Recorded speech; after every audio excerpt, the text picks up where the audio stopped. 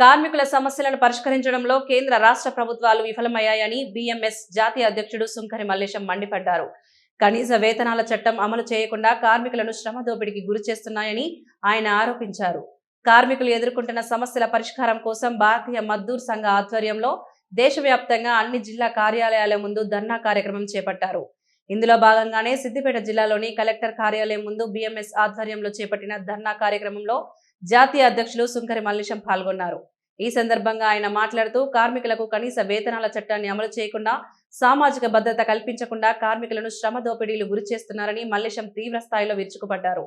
బీడీ కార్మికులందరికీ జీవన భృతి 4,000 రూపాయలు ఇవ్వాలని, అదేవిధంగా పెన్షన్ 1,000 నుండి 7,500 ఇవ్వాలని, ప్రతి కార్మికుడికి పీఎఫ్, ఈఎస్ఐ సౌకర్యం కల్పించాలని మల్లేశం ప్రభుత్వాన్ని డిమాండ్ చేశారు. కార్మికులకు గాని కార్మిక చట్టాలకు గాని విఘాతం కలిగించే విధంగా ప్రభుత్వాలు ఉపక్రమిస్తే భారతీయ మజ్దూర్ సంఘ ఆధ్వర్యంలో పెద్ద ఎత్తున ఆందోళన చేపడతామని ఆయన హెచ్చరించారు. ఈ కార్యక్రమంలో రాష్ట్ర అధ్యక్షులు కలాల శ్రీనివాస్, జిల్లా కార్యదర్శి రాజిరెడ్డి, కార్మికులు పాల్గొన్నారు.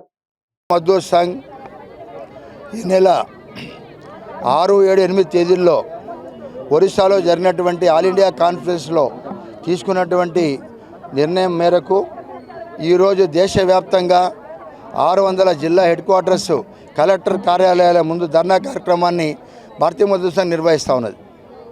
అందులో భాగంగా ఈరోజు సిద్దిపేటలో కూడా ఈ కార్యక్రమాన్ని భారతీయ మజ్దూర్ సంఘ్ నిర్వహిస్తూ ఉన్నది. ప్రధానంగా కార్మికులకు సంబంధించిన అనేక సమస్యలు ఏవైతున్నాయో దీర్ఘకాలికంగా అనేక సార్లు యాజమాన్యానికి ప్రభుత్వం దృష్టికి తీసుకువెళ్ళినప్పటికీ కూడా అవి పరిష్కరించబడటం లేదు. దాన్ని వెంబడే పరిష్కారం జరగాలని, ప్రభుత్వం దృష్టికి మళ్ళీ ఒకసారి తీసుకురావాలని భారతీయ మజ్దూర్ సంఘ్ ఈ కార్యక్రమాన్ని చేపట్టింది.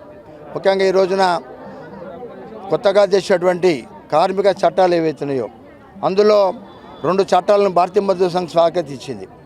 కోడ్ ఆన్ వేజెస్ 2019, అదేవిధంగా సోషల్ సెక్యూరిటీ కోడ్ 2020.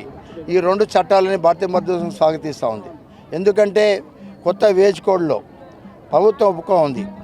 దేశవ్యాప్తంగా ఉన్నటువంటి కార్మిక వర్గానికి నేషనల్ ఫ్లోర్ మినిమం వేజ్ ఒకటి నిర్ణయం చేస్తామని, అంతకంటే తక్కువ ఏ ప్రభుత్వం కూడా ఇవ్వకుండా ఉండే రకంగా చట్టంలో రూపొందించారు. అదేవిధంగా కనీస వేతనాలని ప్రతి 5 సంవత్సరాలకు ఒకసారి రివైజ్ చేయడానికి కోసం కూడా ప్రభుత్వం ఈ చట్టంలో అంగీకరించింది. దానితో పాటుగా ఈ యొక్క కరువు భత్యం అనేటువంటిది జీవోలో పొందుపరచడానికి కోసం కూడా ఈ జీవోలు ఇవ్వడం జరిగింది. ఈ రకంగా నేషనల్ ఫ్లోర్ మినిమం వేజ్ ఇవ్వడం, అంతకంటే తక్కువ ఏ రాష్ట్ర ప్రభుత్వం కూడా ఇవ్వకుండా, అది అవసరమైతే అంతకంటే ఎక్కువ ఇవ్వాలి కానీ అంతకంటే తక్కువ ఇవ్వకూడదని, అదే కరువు భత్యం జోడించడం అనేటువంటి ఒక చారిత్రాత్మక నిర్ణయం. ఉదాహరణ తీసుకుంటుంటే మన రాష్ట్రంలో కేసీఆర్ గారు 10 సంవత్సరాలు అధికారంలో ఉన్నాడు. 10 సంవత్సరాల్లో ఒక్క జీవోను కూడా ఆయన సవరించలేదు.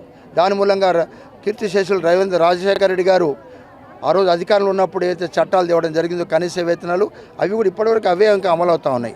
దాని మూలంగా ఈ రోజున కనీస వేతనం అవుతుందో అన్స్కిల్డ్ వర్కర్కి 11,000 నుంచి 12,000 రూపాయలు, సెమీ